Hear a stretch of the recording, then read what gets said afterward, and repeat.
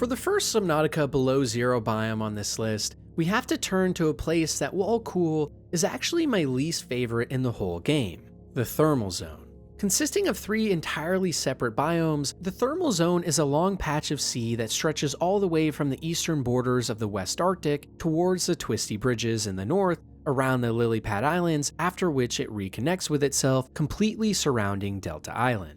This ring of sorts is split up between the thermal spires, ranging from 5 to 200 meters deep, the purple vents, which go no further than 170, and finally the tree spires, which dive into the dark waters 460 meters below the surface. And with all this area comes a lot of, well, thermal vents. Don't get me wrong, these underwater structures are cool, and the plumes of hot gas you see everywhere definitely produce a certain vibe, it's just not quite my favorite one. In the purple vents specifically, you can find a unique yellow discoloration all across the ground, due to a process known as hydrothermal alteration, where chemical reactions between the water and surrounding rocks due to intense heat can change the color of the terrain, often leaving yellow, orange, or reddish hues. And just like how we see this in real life, the purple vents are no different. But what certainly is are the actual purple colors coming out of the vents themselves. This is likely due to a high amount of bacteria and archaea in the biome mixing with rare minerals,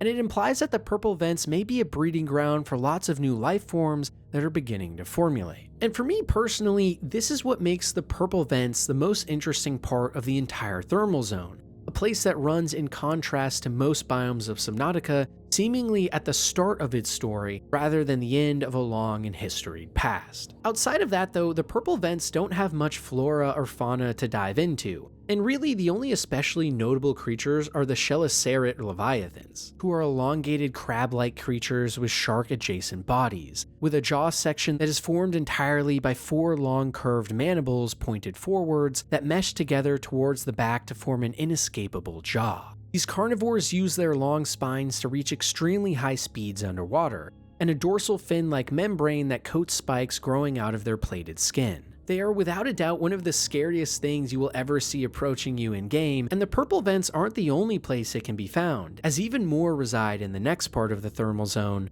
the tree spires. As the deepest part of the entire zone, the tree spires biome is home to a much wider variety of life, including brute sharks, hoop and red feather fish, along with cliff lanterns and tornado plants. But without a doubt, the real thing that makes this biome interesting are the large tree-like hydrothermal vents covered in vines that spew gases towards the surface. And this is where you can find the gargantuan vent gardens. These Leviathan-class animals are so rare that there's actually only 2 in-game, but while they lack high numbers, they make up for it in pure mass. Over 100 meters in height, these jellyfish lookalikes have a round transparent bell attached to their body, which uncases a large red structure resembling seaweed, all attached to a cone structure that emits a bright cyan glow at night, along with massive tentacles that reach downwards. These creatures are so large that they almost could be considered a biome all on their own, which is good considering the rest of the tree spires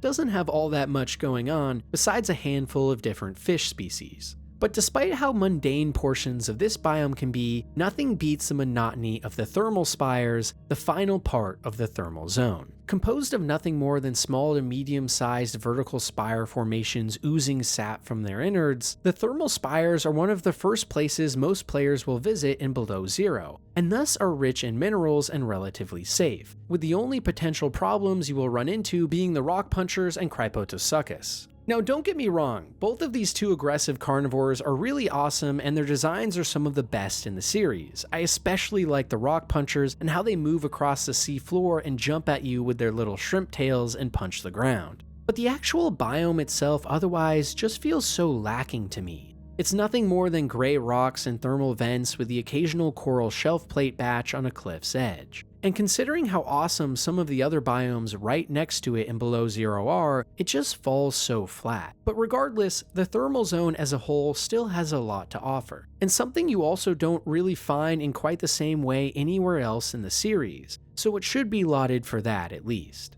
In my book though, there are so many other cooler places we're about to visit.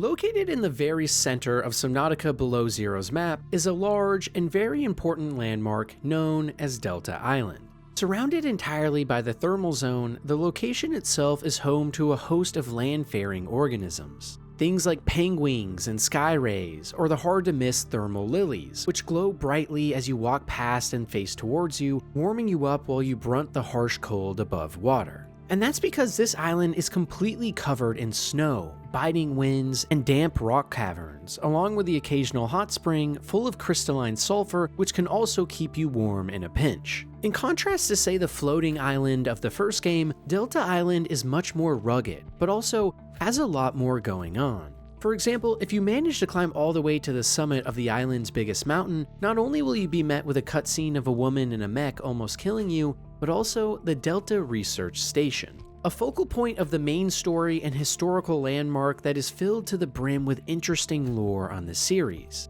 And that's because Delta Station was actually a remnant set up by Altera, a massive transgov corporation of the future that has bought up millions of other small companies and is the main player in space transportation and logistics across the galaxy. In the original Subnautica game, you are actually sent to planet 4546b by Altera themselves, as you are just one of many people hired by the company aboard the Aurora ship that gets shot down. And the public reason that Altera keeps sending ships to this planet is to construct a phase gate for use in interstellar travel. But the actual and secret covert reason is that they are trying to study the ancient precursor aliens and their tech, along with the Carabacterium, which could give them an edge over their competition, who, knowing Altera, they would murder in an instant if given the chance. In fact, the Degassi ship in the first game you discover the remnants of as well was a previous Altera rival company's, the Mongolian Corporation, who lost their ship to mysterious circumstances, and Altera jumped at the chance to harness that power for themselves. So in a way, Delta Island acts as a fascinating look into this evil corporation and what they were up to,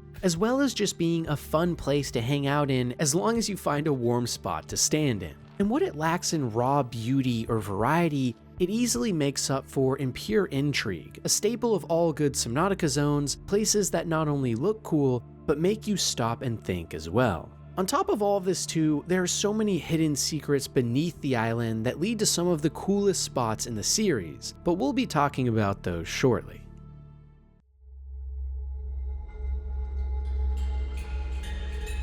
As strange as it sounds, sometimes all you need for an amazing biome in Subnautica is some awesome lore and backstory, and in the case of the Koppa mining site from Below Zero, it proves this point perfectly. And that's because the Koppa mining site is actually a secret Altera Corporation research and mining facility that can be found deep under the crust of Delta Island.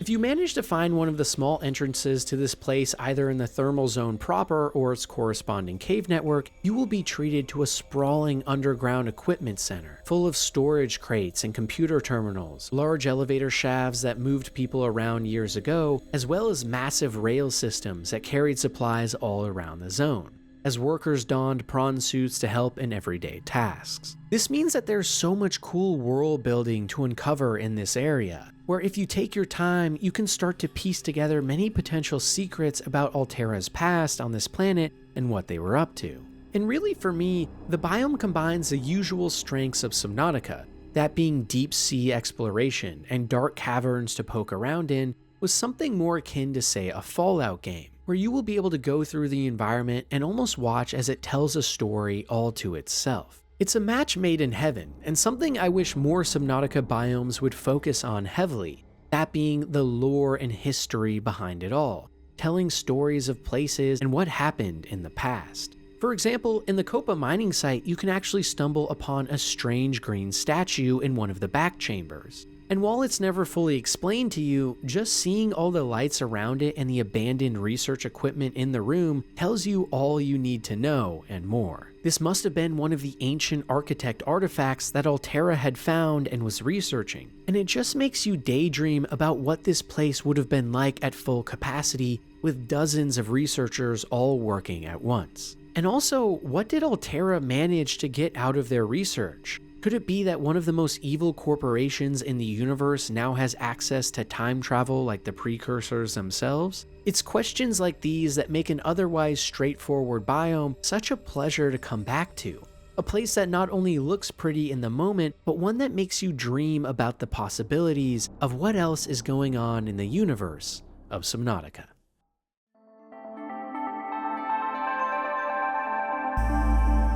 For this next section, I'm actually going to combine two biomes from Subnautica Below Zero into one, that being the Arctic, both east and west, and the Arctic spires above ground. For the Arctic biome specifically, this zone is characterized by rugged, rocky terrain on the seafloor and icebergs on the surface. Located around the outside portions of the thermal zone and as a last underwater bastion before the glacial basin and Arctic spires, large portions of your playtime spent here will be circling around massive icebergs, staring off into a dark blue abyss of cold waters, and making yourself accustomed with the huge variety of plants and animals. For example, in the Arctic, you can find things like the Titan wholefish or glow whales, both gargantuan herbivores and carnivores that slowly drift through the Arctic oceans, which can vary between 0 to 320 meters deep. On top of this, the zone is home to the Chelicerate leviathan, in conjunction with a whole host of Arctic-specific plant life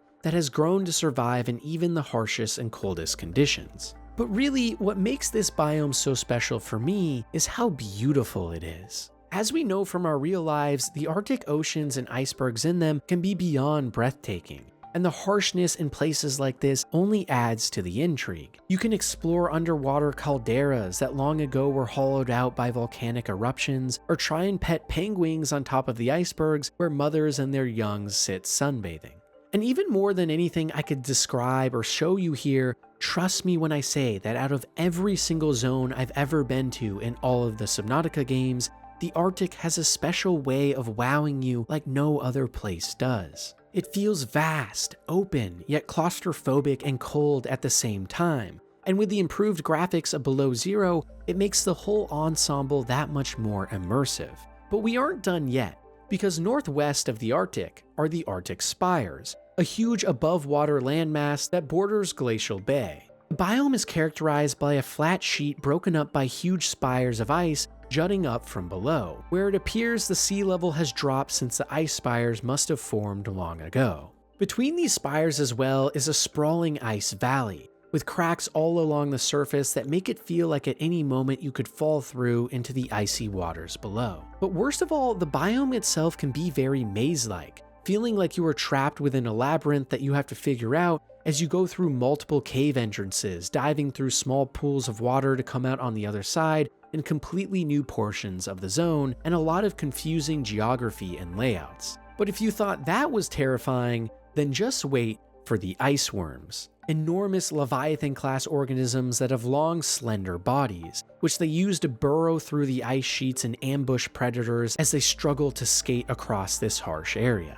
The ice worms themselves also have a thick exoskeleton on their head, sporting an extremely dangerous and huge spike, which they use not only to burrow, but cut their prey in half in mere seconds. Luckily for us though, these creatures use sound to find their victims, which means if you are careful and quiet enough, you should be safe in the Arctic spires to simply sit back and enjoy the views. And really, it's those views that make this zone so special. Because while other places in the Subnautica series can be a little more unique or special in terms of gimmicks of flora or fauna, I really do think that actually swimming around or walking around and playing the game, exploring the Arctic zones, will be some of the most magical times you will have in the series. Which is crazy to say since you can get to both of these zones so early in the game. And for me at least, it goes to show that the most important part of Subnautica, what makes it amazing as a game series, is the immersion, the atmosphere, and feeling like you genuinely are discovering an entirely new world.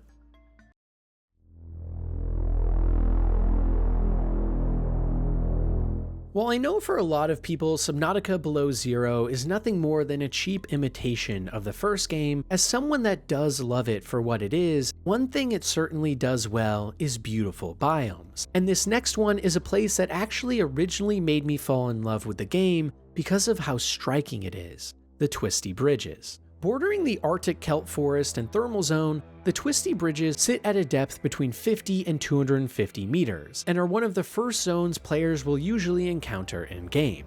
In fact, the biome itself was originally planned to be part of the first Subnautica game as well, along with the Arctic and Lilypad Islands, but was cut due to time and budget constraints. However, what we did end up getting in Below Zero turned out to be one of the most immediately breathtaking environments in Subnautica history, and one I personally have spent countless hours in. As the name would imply, the entire zone on offer here is mostly composed of massive, sprawling, and looping bridge-like structures that are covered in bioluminescent algae. The entire biome has a bright blue tint to it, and especially at night, this all comes alive in a sea of color that reminds you of how wonderful the ocean can be at times. And this atmosphere is only heightened by the myriad of plant life you can find here, including ribbon plants and oxygen plants, which make the environment here much more cheerful and allow you to swim into the deeper portions of the biome without a ship by getting pockets of air from the oxygen plants as you traverse. This mechanic in-game also helps you stay at these depths while hiding for long periods of time from the brute sharks that patrol the waters, and even more notably, help you reach a hidden station deep inside the tunnel network of the biome, Sanctuary Zero. This architect facility was originally created as a way to transfer one precursor consciousness into an artificial construct in the event of an emergency. And in the story of Below Zero, we actually get to pick up an SOS signal that is being sent from this facility in hopes of finding the AI cube to save them.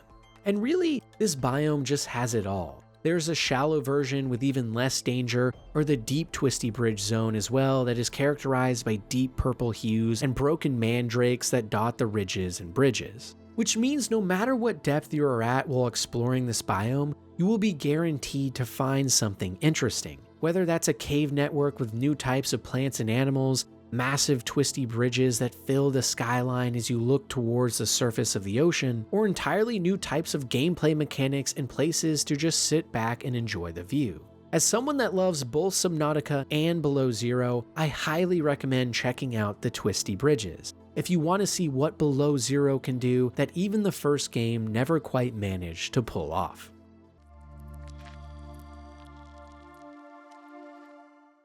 As you would probably guess, the deeper you go into the waters of Subnautica, the more crazy things you find.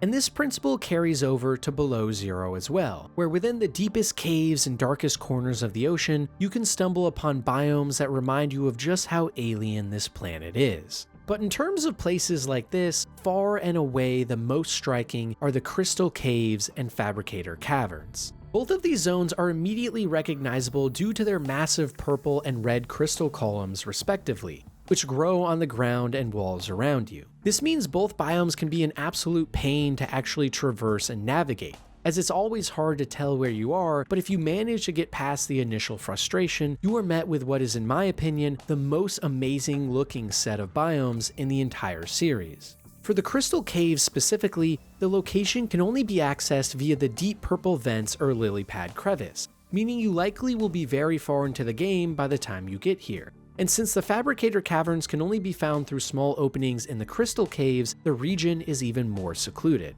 In both biomes, you can find two massive shadow leviathans which will aggressively defend their territory, as well as bladderfish, triops, rock grubs, ribbon plants, and eclipse roots. And for a place that reaches well over 500 meters deep into the ocean, far within the world's ancient underground caves, it's surprising just how much life is actually down here too. But still, as you would expect, most of what you will actually be doing here is simply swimming around and enjoying the sights. But as I mentioned before, it's those exact views that are what make these zones so special. And despite how much hate I have seen online for these biomes because of how annoying they can be to actually traverse, I genuinely think that these massive red and purple crystals add so much to these caves, making them stand out entirely versus everything else in the series, and it really makes you feel like you are in an inexplainable place. The Crystal Caverns as well specifically are home to the Crystal Caves cache, which is one of the most important architect bases in the game, where you can find vital components you need to scan to create the architect's ship.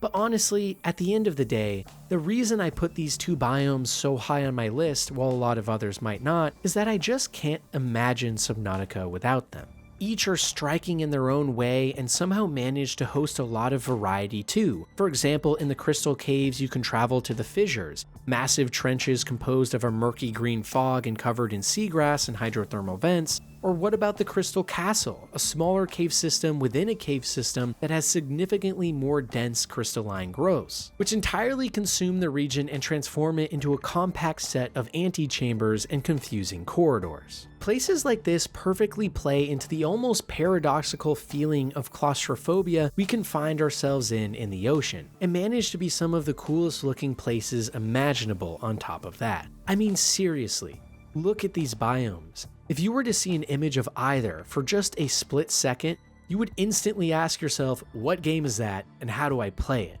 And in a way, what more could a biome in Subnautica do than that?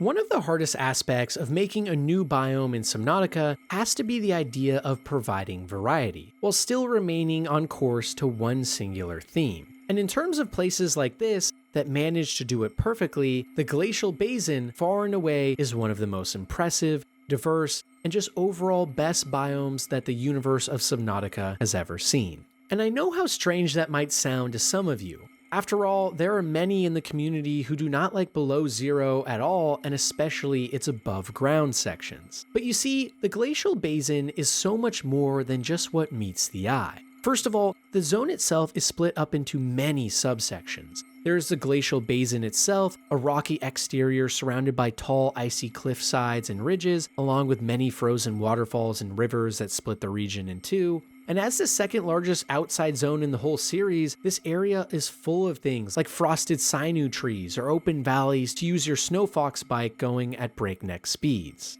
And everywhere you go is a new adventure all to itself. Nearby, you can find so many fascinating areas to explore, like the blue ice caves and dark caves, the glacial forests composed of purple frost acacia trees, or what about the massive ice fissure with frost-faced plants, or the temperate and underwater caves full of green glowing ice stalagmites which illuminate a long-lost winter wonderland.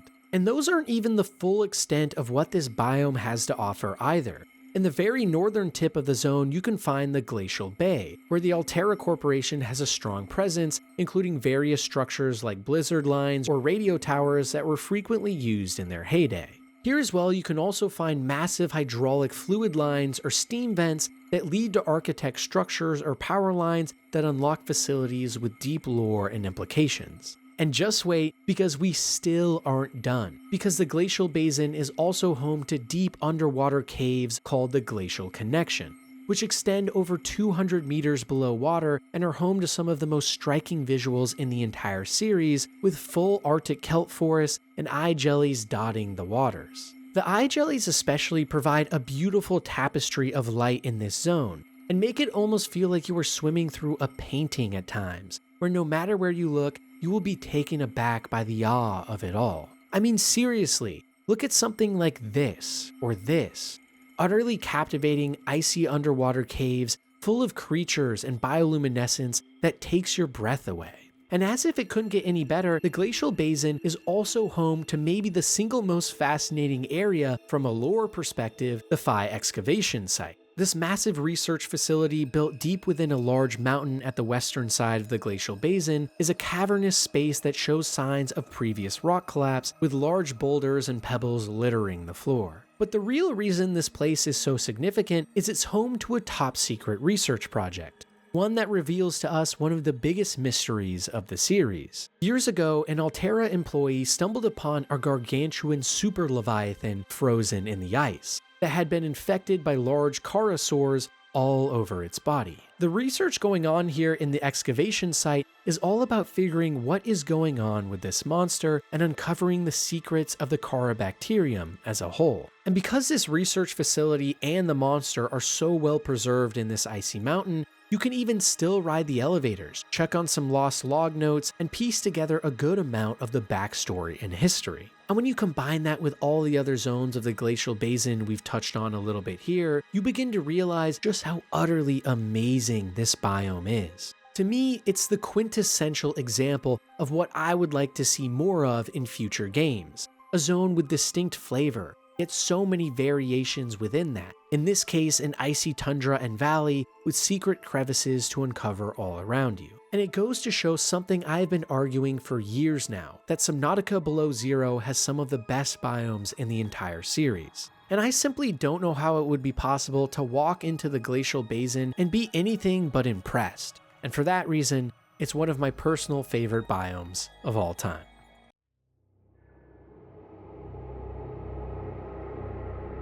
There's something about the Lilypad Islands in Subnautica Below Zero that just feels right. It's an extremely green biome, ranging from the surface of the ocean all the way to 340 meters below, and with that depth also comes a lot of width. And that's because the Lilypad Islands make up a huge portion of the southeastern side of the map, and as such are adjacent to the thermal zones and East Arctic. But while these adjacent zones are cool by themselves, in my opinion, nothing compares to the majesty of the lily pads. In this biome, you can find a dense and rocky seafloor dominated by plant life of all sorts, spewing green particles and algae into the water accompanied by rolling plains of seagrass. By far and away the defining feature of this place, though, are the lily pads. These gigantic circular leaves float at the top of the water's surface, and even allow players to climb on top of them, and below these heads of sorts are massive veiny trunks that hang deep into the waters below. This means that as you swim around the Lilypad Isles,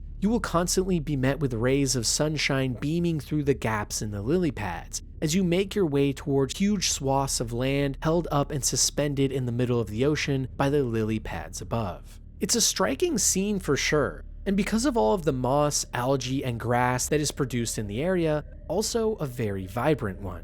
And more than any other zones, the Lilypad Islands really feel active. And that's because there's a huge variety of animals to analyze, including squid sharks, spinnerfish, glow whales, featherfish, and most annoying of all, the sea monkeys, who literally will bolt towards you underwater if you are holding a tool and attempt to steal it right out of your hands. If you manage to avoid these pesky, almost mermaid-looking degenerates though, you can make your way to the sea floor, where you will find hundreds of decaying lily pads and ecosystems bustling with action. Here too you can uncover a handful of small openings in the rock faces and trenches that give way to the Lilypad caves, which are labyrinthian in nature and sport an ominous green glow that implies the region may be overrun with Kara slowly eating everything alive. But the true intrigue of these caves isn't actually found here, but deeper, all the way 600 meters underwater, where you can traverse through the large tunnel networks and make your way inside the famous deep Lilypad caves. Seemingly untouched by the green mossy death above, this large split-level cave is heavily illuminated by its flora, most prominently the grand cotton anemones, which are bioluminescent flower bulbs that shine bright pink connected to a very thick dark green stem which twists as it grows upwards. This gives the entire zone a very unique and distinct feel that you can't get anywhere else in the Subnautica games. And from a community standpoint, it's also a lot of people's favorite, most zen place to go to build a base. And it makes total sense too. It's such a breathtaking biome all on its own. And above it lies the Lilypad Islands, which are also established and great in their own right. And this all comes together to craft a sort of alien world full of twisting cave networks and wide open oceans with massive handfuls of land just floating in the waves. It's atmospheric, colorful, teeming with life, and overall just such a cool environment that is the type of thing you didn't even know you wanted until you actually see it for yourself. And when combined with the deeper and especially dark lore implications of the zone, of a disease that has taken hold and will soon destroy the entire planet, it's hard not to feel completely immersed every second you swim around these waters.